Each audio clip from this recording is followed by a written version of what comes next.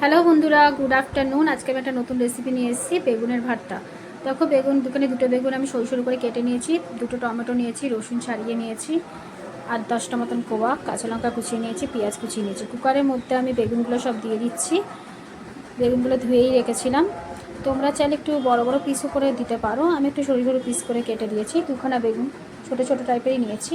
এর মধ্যে দুটো টমেটো দিয়ে দিলাম, বেগুনগুলো দিয়ে দিলাম। এবার এর মধ্যে আমি রসুনও দিয়ে দেবো।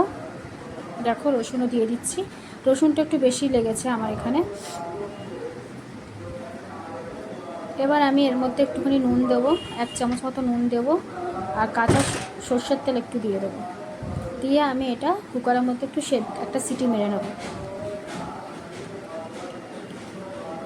একটা সিটি মেরে নেবো। দেখো, গ্যাসটা জ্বালিয়ে দিলাম, কুকারটা সিটি মারা আমার হয়ে গেছে।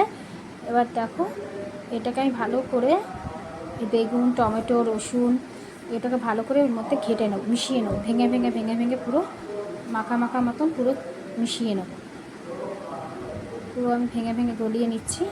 এবার কড়াইতে আমার কড়াটা গরম হয়ে গেছে। আমি এবার তেল দিয়ে দিচ্ছি, অল্প একটু তেল দিয়ে দিলাম। দিয়ে আমি এখানে পেঁয়াজ আর কাঁচা লঙ্কা কুচানোটা দিয়ে দেবো তেলের মধ্যে। আমি কিন্তু এখানে আর আলাদা করে নুন দেবো না। দেখো, পেঁয়াজটা লঙ্কাটা আমার লাল লাল ভাজা হয়ে গেছে।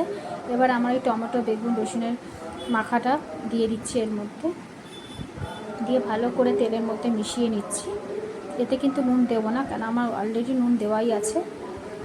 দেখো, এবার আমার তেলটা কি সুন্দর ছেড়ে গেছে, এর মধ্যে একটুখানি ভাজা ভাজাও হয়ে এসছে। এবার আমি ধনেপাতাটা এর মধ্যে দিয়ে দেবো। দিয়ে ধনেপাতাটা দিয়ে একটু মাখা মাখা করে নেবো। দেখো, মাখা মাখা করে নেবো একটুখানি, করে নিয়ে তারপর আমি এটাকে প্লেটের মধ্যে নামিয়ে সাজিয়ে নেব। তোমাদের যদি এই বেগুন ভর্তাটা ভালো লাগে তাহলে অবশ্যই লাইক, সাবস্ক্রাইব, কমেন্ট করো, প্রচুর শেয়ার করো, আর জানিও অবশ্যই কেমন লাগলো তোমাদের এই রেসিপিটা। দেখো, পুরো মাখা মাখা হয়ে গেছে, কী সুন্দর কালারটা হয়েছে। দেখো, আমি এটা প্লেটে নামিয়ে নিয়েছি। দেখো কী সুন্দর হয়েছে। দেখতে যদি এত সুন্দর হয় তাহলে খেতে কেমন লাগবে বলো। আমি এবার এটাকে ধনেপাতা দিয়ে আরেকটু সাজিয়ে নিচ্ছি। দেখো, একটু সাজিয়ে নিলাম। আমার বেগুন ভর্তা ডান।